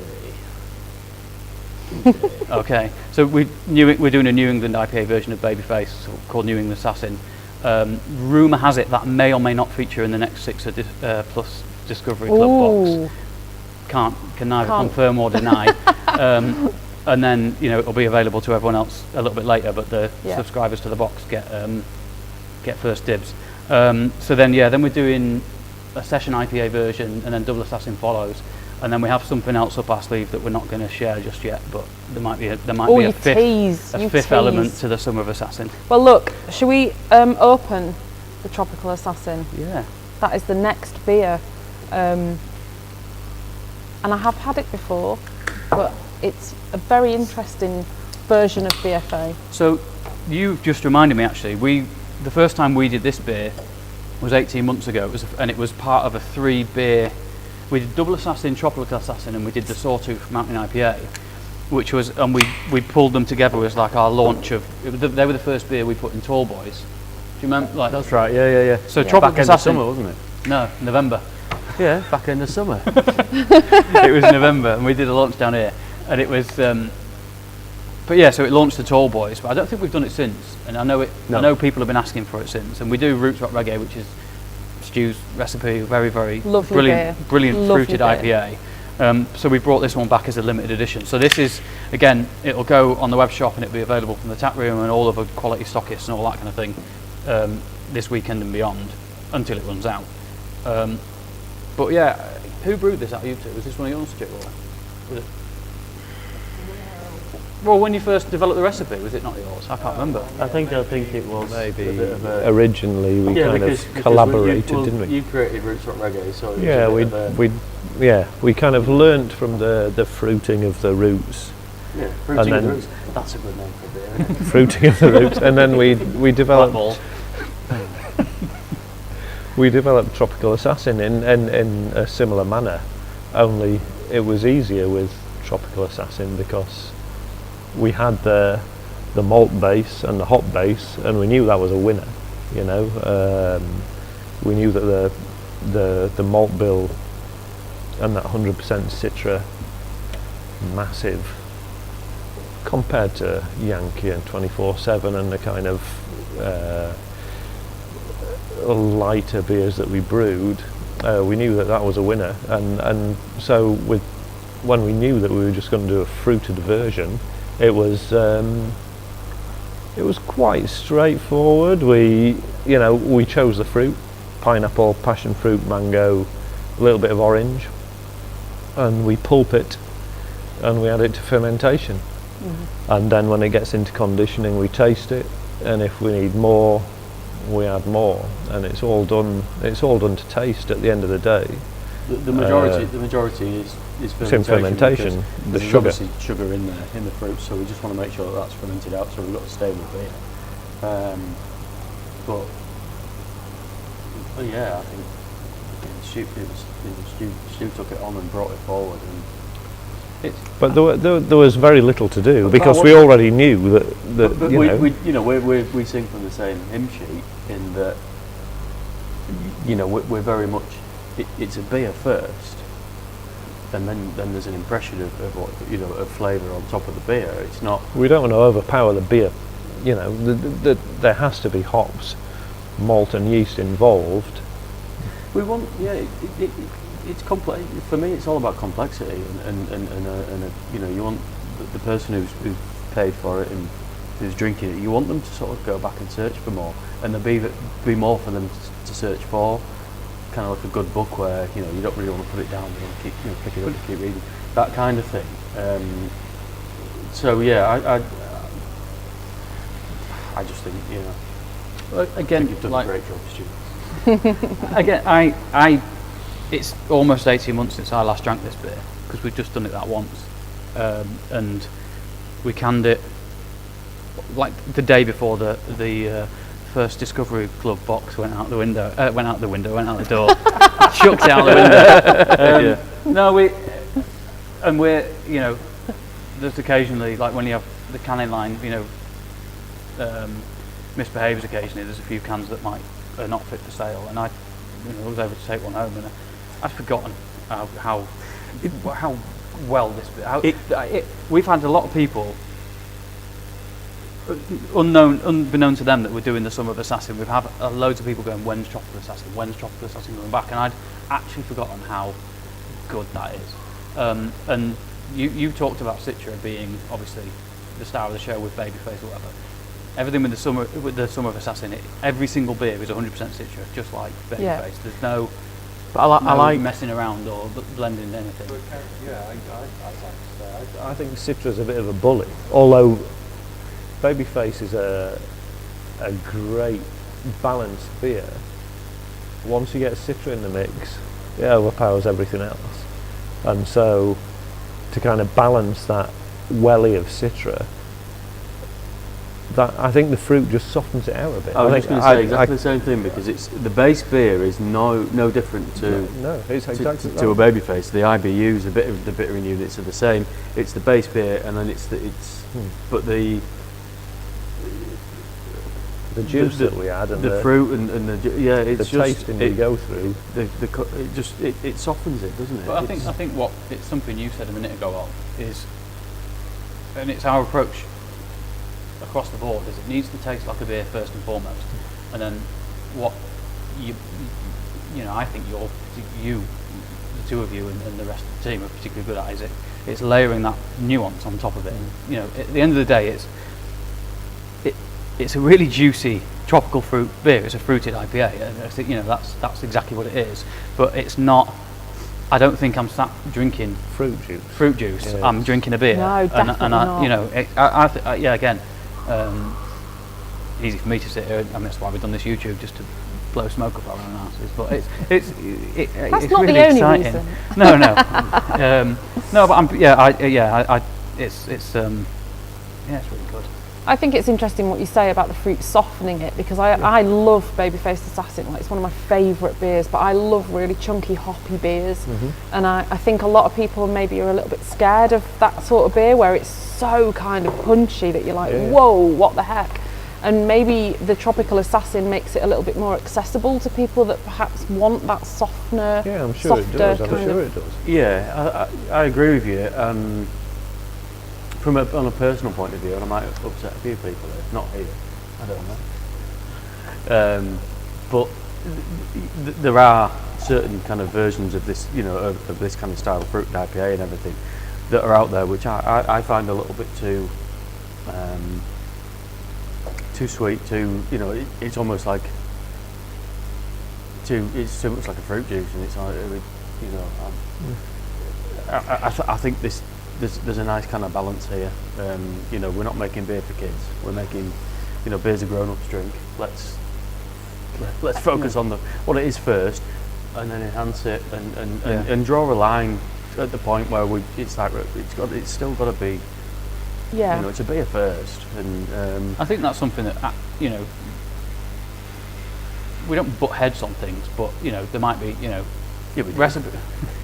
There might be like style suggestions that get blackballed or names that get blackballed, but we are across the board. We're all in agreement that, you know, we're here to brew beer. We want, you know, it needs to be a beer and Balanced beer. yeah, balance and all that kind of stuff. And it's, you know, but It feels like this version of the beer it's kind of respectful of what Babyface Assassin is. Well, It just sort of kind of rebalances it in a different way. It doesn't really change. So it's, well, you know, it's, essentially it's Babyface Assassin, yeah, and then we've kind with a of fruity. right. We've fruited. We've I fruited it. I tell you something that's just popped in my head. The reason why I came up with the suggestion of Roots Rock Reggae in 2016, I think it was, and you developed that beer and created what it is, which is fantastic, is I came up with the idea of, it was 2016 because we launched it at what was then Craft Beer Rising, now Brew London in London, believe it or not. But I came back to, I came to all with the idea, and I said, why don't we do a grapefruit version of Babyface Assassin, call it Grapefruit Assassin? And then about a day after I'd made that suggestion, Magic Rock launched Grapefruit Highwire. yeah, And it was I like, remember now, nah, yeah. that's dead, done with that. There's So no then- more grapefruits left in the country. They bought them all up. But it was just sort of like, okay, you know, it's an idea. That's not going to happen. And then, not Magic Rock doing it. The missed opportunity bugged me, if you like, because I didn't want to. You know, it was just unfortunate. So then it was like, well, what goes through with grapefruit? And you're having a can of lilt, and you're like, oh, that's all right. So then Stu got tasked with creating that, and that's why we have Roots Rock Reggae. Yeah. But I do remember sort of, it did bug me that there was an opportunity to do a fruited version of Babyface, but it couldn't be grapefruit because of what was already out there, and obviously Yeah. Brewdog have since done Elvis juice and all that kind of thing. So that's Yeah. kind of why we went with the tropical angle of it. But it's quality, you know, it enhances the hop, but softens it at the same time. Yeah, I It's think just, you know, look, you know, we have our critics that, you know, our beers taste of nothing or whatever, you know, people might sort of critique them as being, but you know, there's a right rabbit hole to go down there in terms of, you know, what have you just had before you've tried ours, or, you know. But as a standalone drink, if you know, if you're opening it on and drinking it on a clean palate, I'm just always, I think you're the same, you know, we're just it's a beer that is, you know, offers different flavours, or the flavours complement the hops that we've used, or like I say within My Name Is Earl, you know, the hops we use complement the yeast and things like that. I personally don't I've tried so many nice beers that I've purchased in pubs where I think, oh, go on, I'll have half of that. That sounds nice. And within a couple of swigs, a couple of mouthfuls, you're like, okay, yeah, that's nice. I get it. It tastes of X, Y, and Z, whatever the adjunct is. But it's like, Yeah. I'm done. I Don't want can't. another. Yeah, yeah. Whereas it's we're just, it's kind of like, well, I like to make if we are kind of developing beers with different adjunct flavours and everything, it's I like to keep a bit of intrigue in there, and you know, you want to go back for more. Yeah. You want to taste, you know, you want to see if there's any other flavours that sort of come to the fore, and Make no bones. and they're the beers I want to drink as well. They're not just ours, other breweries as well. You know, they're the beers that I really, really enjoy drinking. Is that you're left pondering, what's that? You know, and then you go back for more. Anyway, But the fact is, it's a commercial brewery. You know, you want people to buy more than half a pint. Yeah. If you make it, you know, we could have chucked tons of fruit at it and made it a big, fat, heavy, OTT. over the top. first swig, get it. But you know, no Yeah. one would buy more than one. At the end of the day, Yeah. it's a But business. it's and like I say, I'd forgotten it's till all I about tried balance. till I tried the can that I took home last week or whenever it was when it came off the line. I'd forgotten just what this beer is about. So yeah, I'm really excited that we got it back as the start of the Summer of Assassin, just to bring it back round to Summer of the Assassin. question you asked Watch about out half an for hour that. ago. Yeah, 5 no. hours ago, whenever Well, we- I'm aware that, so we were at 8:45. We did start a little bit late, so hopefully people will bear with us if we run over a little If there's bit. anyone left. We have another beer to drink, and it's the biggest kind of punchy one, I think. Yeah. And But this- before we ooh. do that, Sorry, go on. I've got another question. So it's my final question, and it's kind of like to get us thinking about other breweries and other beers. So basically, over lockdown, I know what we've found is that we've sort of looked around maybe more widely than we would have before, and we've kind of found some breweries and beers that we perhaps wouldn't have otherwise had, sort of sat in the garden, and you know, when pubs were closed. Yep. So I guess, what's the best sort of lockdown? Have you made any lockdown beer discoveries? Or if you haven't, then what's the beer that you've enjoyed the most in lockdown? Go on, Stu. Discoveries. Well, I've ordered from Thornbridge, who aren't a discovery because you know, great brewery. Admire what they do, and as soon as they started canning Kipling, I was in there. You know, Kipling South Pacific IPA, beautiful out of a can, and I had it within days of it being canned. It was superb. But also I ordered some of their Mother's Ruin, their gin barrel aged beer, which was fantastic. Apart from beer, I've been drinking wine from Aiken Humphreys, you know, local independent wine merchant. We drink lots of that. Yeah. But yeah, it's Do you feel like you've ordered things that you wouldn't, because we haven't had sort of the usual pubs and restaurants to go to? there's been one or two. It was Upland. Was it Upland? I showed you the photo. Tequila barrel aged thing from the States, which was crazy fruited sour, Wow. which kind of wasn't like any beer I'd ever tried. Don't know whether I'd want to drink more than one, but yeah, I've tried stuff. Have you noticed that your consumption at home has skyrocketed over the last month, year, week, day?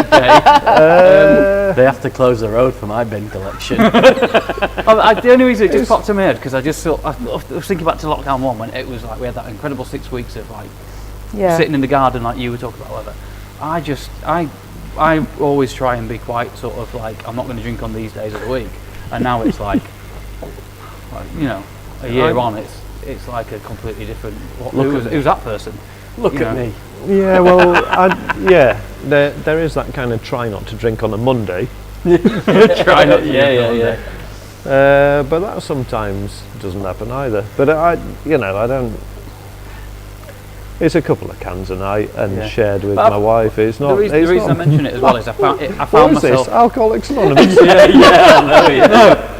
The reason and move on from it as a question. The reason it just popped in my head was Rachel mentioned the garden. I'm thinking back to lockdown 1, how fun it was at the time. Fun. We had a nice summer at least. Yeah, and those who Spring. were fortunate to have a garden, just remember sort of Saturdays sort of sitting having a nice lazy. Fortunate not to have kids to worry about, well, like whatever. But I looked at all straight away, and he's looking at me going, "What? Look after my kids?" But no, the reason for mentioning it is again, and it links back to the question, is I found myself exploring things that I probably wouldn't have stopped and tried to explore again because I was just drinking more regularly than I used to. But Sorry. Go on, no, you please. Are you sure? Yeah, Really? take it over. I enjoyed getting involved in Thornbridge again. I love Thornbridge, but what's the guy at Thornbridge called? Tom. Thornbridge Tom. Thornbridge Tom, yeah. Yeah. He grows massive cabbages. Yeah, he's a Tom massive- Tristle. That's him. But I enjoyed getting to grips with their barrel aged beers because knowing that what we had set up there, sat aging away, and the Mothers, Love Amongst the Ruins was just a fantastic beer. That kind of kicked off. I remember having that at the back end of the first lockdown. That was an amazing beer. During was it the second one, the pretend lockdown? Where like schools were open and stuff like that. It was a lot, that point there. Brewery I used to work for down the road, Daleside, who I've still got a lot of friends there and a lot of love for, and around that time I know they weren't producing a great deal, and they do a fantastic beer called Greengrass. So I was ordered quite a lot of Greengrass in bottle. I used to brew it. It's a great beer. So yeah, Daleside Greengrass. I was drinking quite a lot of that. That was really, really nice. And if I'm going to be brutally honest with you, I usually go to the south of Spain every year, right, for a holiday. And A what? yeah, What is this thing? Yeah. Done it a few times, right? And sit and drink a few pints of San Miguel, right? So back end of summer, yeah, I did. I started buying. It was like, right, let's try and replicate what I'm missing, and the fact it's brewed down the road in Tadcaster, putting money back into the local economy. Nice. I like that. Very good. But yeah, in terms of new beers and discoveries, everything. The barrel age project, the beers that we've tried out of Thornbridge has been absolutely exceptional. Yeah. Rather than, like I say, just to reiterate, Greengrass and a few other beers, Monkey Wrench and that from Daleside, they're not new beers for me, but it was more. It was less about discovering. It was more about support. Yeah. Yeah, nice. I had a bit of Greengrass, not. Yeah, I bought you it. Yeah, I had some really good. I love Greengrass. Greengrass is like that Landlord and Yankee with the 3 beers that I remember when we used to pot wash, and when me and all shared a pot wash job at 17, and we'd sneak a pint at the end of the night. It was one of those 3 beers usually. Just to complete the Thornbridge loving, I've got 4. It really is. Here I've we got go. 4 beers written down. Yeah. I had a feeling you were going to ask this question. Did you? Yeah. No, to complete the Thornbridge loving, the Mountain IPA Northbridge that they did in collaboration with North Brew Co, who we were all massive fans of as well. Took me about 3 weeks to figure that out as well. North Did you? Bridge. Oh yeah. Anyway, but there was Jamie who works here as well. A few of us bought that beer at the minute it was released, and massive, it was just like, it was one of those where we came to work and we'd all independently sort of found it and whatever. But Yeah. that stands out as being a particularly like whoa during that first lockdown, I think it was. So that completes that loving. I've got another couple that I had one that I'd saved, and it was a bottle that I'd picked up on a trip to the States. Again, what's a holiday? That there's a few beers in my fridge that they're waiting for the certain friends that we'd get together every now and then, and we do like a beer club and all that kind of thing. And then there was a couple of beers that was just like, there's no end in sight. Sod them, I'm drinking these. So I had an Odell Bulletproof Bourbon Barrel Aged Stout, which has been sat in my fridge for a couple of years. I can't remember when it might have been packaged. I don't even know if they do it every year, but I know of it, and it's, anyone who knows me knows how much I'd happily sit and rave about Odell in particular. But that was great. And then, but as a new discovery beer, Burnt Mill, Bitter Falls, West Coast IPA or West Coast Pale Ale. Yeah, we tried that. That was good. Yeah, I love Burnt Mill.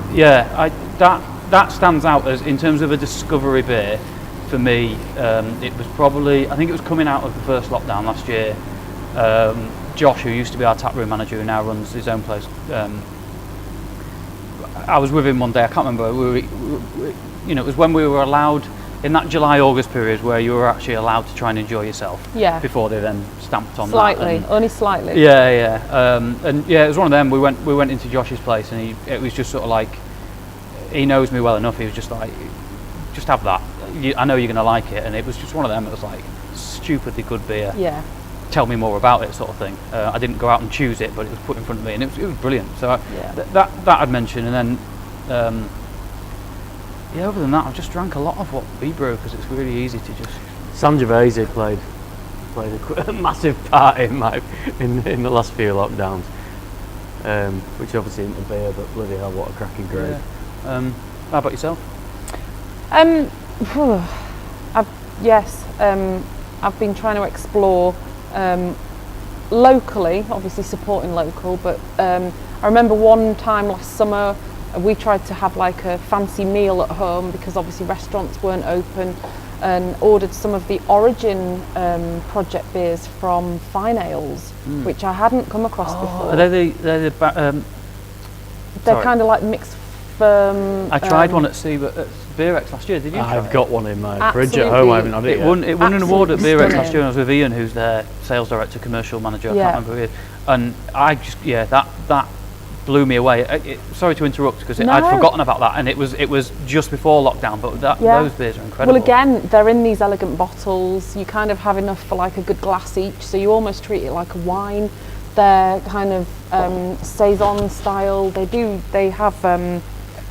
They have a couple of like stronger dark ones, but I think a lot of them are kind of like more saison farmhouse. That's what I tried. And yeah. they're stunning, absolutely stunning. And that was a find for me. It was literally trying to kind of look for something that I hadn't had before to go with. We actually had like sushi. Have you been It was like, Have you been up to Finefest? No. You were aware of Finefest? it's a dream. I've yeah. only been once, and we wanted to go. We were due to go last year. We had our camper van then, or whatever. But I went the year before for the first time, and I felt naive not to have been previously. I mean, it's a long way and all that kind of thing, but yeah, what an incredible setup and festival that is. And so it's basically a music-y festival with great beer that is dog friendly and in the most incredible setting. Like, what is not to love about that? That and So- Peak Ender's the thing I think I've missed because they've had to cancel that a couple of times. But yeah, Right, are we going to get on Right. this last beer? Yeah. We've saved the strong one to the end. Which is fine by me because this is all Stu's work, and so I don't have to talk So- anymore. It's not all my work though, it's a collaboration. It was a good Well, you know. But it was. You had no interference from me. a little bit from me. I named it. Kevin named it. Oh, he did. Yeah, Yeah, he did. without didn't he? realising. Yeah, without Yeah. realising. So tell us what this one is. So super pumped, double dry hops. Double IPA in collaboration with Green Cheek. That's a dipper for Gen Z. Just A what? A dipper, isn't it? For Gen Z. I don't know. Who's Gen Z? Gen Z tuned in. Is she? So, the name came from early emails with Evan. Evan at Green Cheek is the most California dude you'll ever meet. I was in your I was life, I was right? trying not to interrupt on talking about. Sorry, Evan, but right. we need to set, But we need to he set did. Steen But on to it, set, Steen on set a tone, right? Evan's the most California dude you'll ever meet, And and he's lovely and all that. And he approached us to do a beer, or I can't remember. But I said to you, right, you liaise with Evan. This is your beer, blah blah blah blah. And I kind of like. and so the email came back. I remember Dude, super pumped to be involved. yeah. So that was So I That just was said, that. Cut so I just the said, name. right, I was That's like, right, the- working tightly, that's the super name. pumped, and I backed off.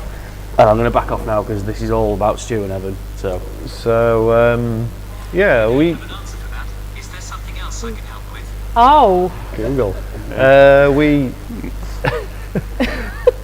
there were a few emails back and forth regarding the style, but we kind of knew what we wanted to do. We didn't want to replicate one of Evan's beers, but we wanted to do something along the lines of where he was at, and he was incredibly helpful, really. Tom's met him a few times on I'm holidays. struggling not to interrupt, so I'm probably going to let you speak, but I might Okay. pad in some bit afterwards. but Well, yeah, I had email conversations with Evan. We decided the style. I had an idea that I wanted to use Idaho 7 because I'd never played with it before. I wanted that to be my kind of big hitting hop. We wanted it hazy, we wanted it heavy, we wanted alcohol, but obviously because we're roosters we wanted it balanced. So worked out a grist. Evan helped.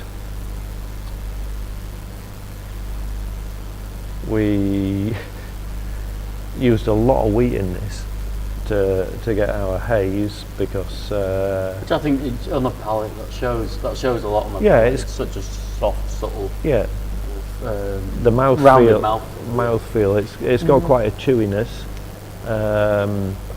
Used dextrin, unfermentable sugar, maltodextrin, residual sugar, and then the hopping regime. We kind of didn't go down our usual path either. I'm nodding because I'm learning. Very little on the hot side and a lot on the cool side. A lot in fermentation and a lot in conditioning, but it was majority Idaho 7. Evan was very, very persistent on his suggestion that we should use Citra. All of my bestsellers have Citra. You know, you've got to use Citra. Use Citra. And He's got shares in Citra. but from what I said earlier, Citra's a bit of a bully boy. I didn't really want to interfere. So Idaho 7 Mosaic, I did put a kilo in conditioning of Citra, just so we could say to Evan we'd used a bit of Citra. But that's it. He suggested the yeast should be England 8. I did some research, found out what we could get over here. It's a New England yeast, and yeah, really happy. I'm to say, this. Not that I'm a control freak or anything like that, but you know, this is the first sort of beer that you developed without any input from me. I texted you the other week when tried it after a couple of days of down it, and I was just like, it's a spectacular beer. It was absolutely spectacular. Well, thank you. It needs, it warrants being consumed as fresh as possible. Yeah. But the aromas, the palate, everything, the body, it's a spectacular beer. Again, if I do say so myself, but I'm saying it myself, but I had no part in it, you know. Well, thank you. It's I'm really happy with it. You know, from the colour, from the aroma, and the palate. I don't think it drinks like 8.5%. No. Which is again pretty dangerous, but it's very, very, very balanced. Yeah. You've got that kind of chewy malt backbone. That's what we do, Stu, isn't it? Yeah, You know, that's, well, you know. Yeah, that's what think Roosters is about. Right. That balance. It's, That mouthfeel, that kind of body to it probably slows down the way you drink it anyway. Whereas some of the lighter ones that are still quite, you know, quite hefty ABV, you might be tempted to kind of That get a bit to me, carried away.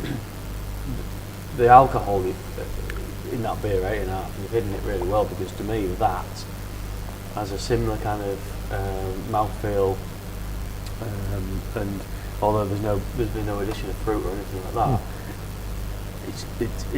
it's a step up from Tropical Assassin, but it's not like you wouldn't think it was, No. you know, like 2.5% in ABV or anything like that. There's no that kind of warming effect or any kind of. I'm going to just pad out what Stu says, and I'm absolutely echo what Al said in terms of this is 100% Stu's brew, Stu's collaboration with Evan. The only thing I'll add from people who don't know Evan, Al touched on it. He is the most Californian dude. We met him 5 or 6 years ago. He came over here through a mutual friend who's also in brewing, who's a big fan of, who actually did an internship at Roosters, for a few years. And then moved to California and met Evan. And Evan came over here, and we were sat outside the Harrogate tap, knowing that we were going to meet this guy and sort of take him for a few beers. And we were all sort of just sat out. You there for a I bit, met Stu? for a curry later. Yeah, so we were all sat outside the Harrogate tap or whatever, and then this guy got off the train, and it was just sort of like, that's him. Like, just, you know, like we'd never met him before. But what I will say about him, he is one of the most honest people I've met. He is one of the most incredible brewers that I think we've come across in who we've met along the way, and we've been fortunate to brew with Doug O'Dell and Tom Driscoll from Thornbridge. and Tom from Thornbridge. But no, we're really fortunate. We don't collaborate a lot, and when we do, we make a point of collaborating with some truly But really good he's quality been brewers. so And Evan- open with yeah, his kind so- of advice but part and of what I what they wanted to do. touch on, sorry, with how open Evan's been, and again, me and Ol were in Philadelphia 4 or 5 years ago for the American Craft Brewers Conference. We went over there to go and learn more and this and over. And we'd met Evan a couple of times before, but we went and hung out with him, and we were having a beer, and then we went to the awards ceremony, and he basically won the biggest award on going. Was it World Beer Cup American? Yeah, it was World Beer Cup. World Beer Cup, yeah. The biggest category, most entered category in terms of number of the competition. There was 278 or 280 or whatever it was in the IPA category, and this guy that we're mates with and thought a lot of then just won it out of the whole thing, and he won, and then he won a gold in that and a bronze in something else and a silver in something else, and then he got like named overall just shit hot brewer in that competition. Was that the name of the award? Might as well have been. It was honestly, and it was just really cool to sort of be there with him and experience that with him. And then I go on holiday. My missus is really supportive of me and my interest in beer, and we go on holiday to the States a lot. We've developed friendships over there, Evan being one of them. And then the reason that I just wanted to pull it back to Stu saying about what an open book Evan's been, because actually you two have been a complete open book to him, because as he is this fantastic brewer, but the minute he stepped off that train and had a beer at the Harrogate tap and you took him round Harrogate after I'd gone home, he absolutely fell in love with what we do, our cask beers, Well, I'll IPA, tell you, if you Buckeye. want. Buckeye. Yeah. Yeah. We went down to. I took him. We went out for a meal. Went down to the Old Bell in Harrogate, and then Buckeye on Ample, which is an Amarillo and Nelson Sauvin blend, 3.5 cask only beer Not that dry we brew. hopped. Not dry up at all. No, it's all on the hot side. Cask only beer that we brew, and. So Andy, who's the sort of conduit between us and Evan, we get that. It was the only beer. We went down the Bell, and it was like, all right, dude, what Roosters is on? And it's exactly how it's out, innit? Right? But he was like, right, what roosters is he on? So we've got a Buckeye on. And he, so pint and cask. And we went upstairs to the restaurant was upstairs. And he got halfway down it, and we were talking to him, and he just gave me this half a pint of Buckeye. He said, "Oh, hold this, will you?" I went with it. I said, "Hold this, will you?" I said, "Why? What's up?" And he was like, "I'm just going to go downstairs and buy another one." And he went and he came back with another pint of Buckeye. And I said, "What are you doing?" And he was like, "Well, I just didn't want that one to be empty before this one started." What? And he was like, yeah. He said, "That's the most amazing beer I've ever tried. You know, what do you dry hop it with? What do you do?" And this and that. I said, "We don't dry hop with anything. It's all hot side and it's cask only." And I think it was his first ever cask beer. No, he'd been in London before. He'd done some stuff. One thing that pops to, again, it's a bit of an Evan Loving because he's a lovely guy, but it brings it back to him being an open book. But I was in. He came over. He's big friends with the guys at Cloudwater as well. Wow. He's big friends with the guys at Cloudwater and collaborates with them. And he was over there for a couple of years ago for their Friends and Family Festival. So we hung out there as well. But we hung out. We had a tap takeover at a bar in Casket and Coates in Manchester where there was 8 of our beers on or whatever. And Evan, basically, there was brewers from Modern Times, the brewery, Cellar Maker, I think, were over from San Francisco. Some incredible brewers there, like in the modern brewing world, absolutely incredible. And I remember being sort of sat at a bar, we're all just drinking cask roosters, and I couldn't get a word in edgeways because imagine that. All Evan was doing was basically telling everyone how his experience of our beers and how good they are. So to bring that full circle onto what's used in an open book, the reason this collaboration exists was because Evan got in touch with us and wanted to replicate brewing one of our beers. He has successfully replicated YPA in California, and he wanted to do something 4.3 special to do with Citra, I think, because he loves Citra. Oh, we had him here. We've brewed with him a couple of times, anyway, and he's been, physically. me and my wife have been on, we've holidayed with them. Is that a verb? I'm not sure whatever it is, but I think I Eastered with him once. yes. And but yeah, there's a massive kind of joint affection between the two breweries, and they are on a different level to what Roosters is in terms of being modern.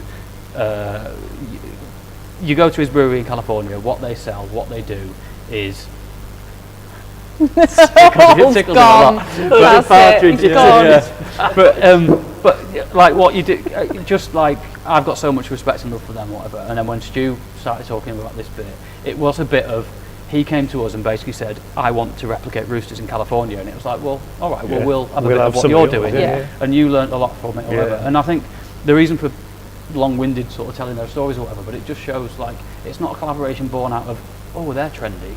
It goes back years. It goes back huge amounts of mutual respect.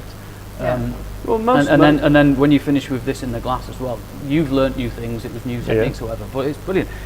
8.5%. It does not taste 8.5%. No. There's joking aside, there's a very slight warmth. Joking aside, there is a Tom's right. There's a mutual respect, and there's a a continuous kind of learning and understanding between what everyone wants to sort of do what we do, and we sort of look into it and say, well, how do you want to do what you do? A sharing of experiences, ideas and stuff. And there aren't many industries that do that. No, there aren't at all. Well, your relationship with Tom at Thornbridge, there's. Bloody Tom. Yeah. Hopefully, he's going to come down here at some point. Yeah. But no, there aren't many industries that I'm aware of that. It's not necessarily about just like sticking your brand on something and just saying, "Oh, let's do this and let's do that," which does happen within our industry. It's just stick a brand on it and be a gimmick and all that kind of thing. This is more personable, and it's more. It's born out of it's friendship and respect. It's respect and friendship, and the beers we did with on our 25th anniversary, we brewed with Oscar Blues. That was a friendship between Tim but other breweries that we brewed with. It's not just picking up the phone and going, "Hi, I work in marketing for so and so. Would you mind doing doing this and doing that?" The beers we make with the people behind Yeah. the beers that Yeah. they make. Yeah. We don't. We yeah. It's all personable. Yeah. Yeah. So Sorry, there that you was a go. bit- Well, look, we have come to the end of this. Would you believe? We have. We've run out of time. We've even taken over our glitchy start at the beginning, I think, and we're don't still remind me 2 of that. hours. It's a good job there's no comments on this. Actually, that might have tipped us over the edge. Given who knows what people are thinking of this. If anyone's watching, It's No what, sorry? dislikes. Oh, yet. okay. No, not yet. Oh, there are actually 17 likes. That's all right. Thank you. I just want to say, like, thanks to everyone that's kind of joined us for this live stream, and thanks for inviting me to be part of it. Like, I've loved it. It's great to be sat indoors drinking beer with, you know, people that I know and beers that I love. I think we just want to say a couple of other thank yous. Yeah, I want to thank you. Like when we had that conversation last year, the car park beers that we referenced earlier, it was a half-baked idea, and then all of a sudden it was sort of like, oh, hang on, Rachel's down the road and she's, she could really pull this together and make it something that's more than what we could have done Not without half-baked. you. So I'd like to thank you. I know what you're about to lead on to, but I want to get in and just thank you for agreeing to be involved. It's been And great. I've loved it. part of. We've there's been a huge amount of stuff behind the scenes that we've done, and we couldn't have done it without you. So thank you very much. No, it's been lovely. If you do any more, I'm happy to be part of it again. 'Cause Can I it's just take great. that to somebody? And it would be to Dom at Thornbridge, because he's the butt of so many jokes of mine. But Dom at Thornbridge is such a lovely bloke, and he's a massive help. Yeah, I know you've There got you go. one or two that you're going to mention. Well, yeah, it And feels then- a bit weird because I'm going to say thank you to Andrew, who's my other half, but he's also the man behind the camera making his directorial debut this evening. Yeah, brought his own chair. Brought his- and has thankfully been able to drink the beers along with us because, Again, when I initially spoke to Rachel about making or enhancing this and making it happen, it wasn't, Andrew was very, very much part of that conversation. You've done a brilliant job, and what, behind the scenes, me and you have done stuff trying to pull this together. Okay, there was that horrendous glitch at the beginning, which I still can't fathom. But I didn't notice it. no, huge thanks to you. Really, really appreciate it. And you're not on screen to see it, but there's a fifth person to this. We do keep talking to him a little bit, so he's kind of a here. little bit. There's the odd glance. And there was another thank you to Mark Newton that you wanted to. Yeah, so the opening titles that you'll have seen, the sort of edgy, glitchy sort of stuff, post the original glitch. Mark, if you follow us on social media and you see a lot of some really nice lifestyle shots of our beers or some of the in-house photography, Mark's done that and he's absolutely fantastic, and so I really want to thank him for his support on that. And then there's the final one that's actually only just popped in my head. There's the local recording studio Homefire. Of course. So John, who runs Homefire Studio, local Harrogate based, people can't see behind the scenes, but they've lent us some lights for this, some professional lighting setup, which because we started this in daylight and it's now completely dark outside. Hopefully, not hopefully, it evidently has helped improve the quality of what we've been able to produce. So thank you to him as well. So we don't know if there'll be more of these, but hopefully there might. We'll wait and see. But what there will be more of is the Sixer Plus Discovery Club opportunities to get involved Nice in that. segue. So yeah, the Sixer Plus Discovery Club, the next window of opportunity for subscriptions goes live on Saturday. So there's a small window of opportunity to sign up for the next box, which will then ship at the end of May. You then sign up for more, this curated thing that I mentioned at the start, and this sort of a bit of a sort of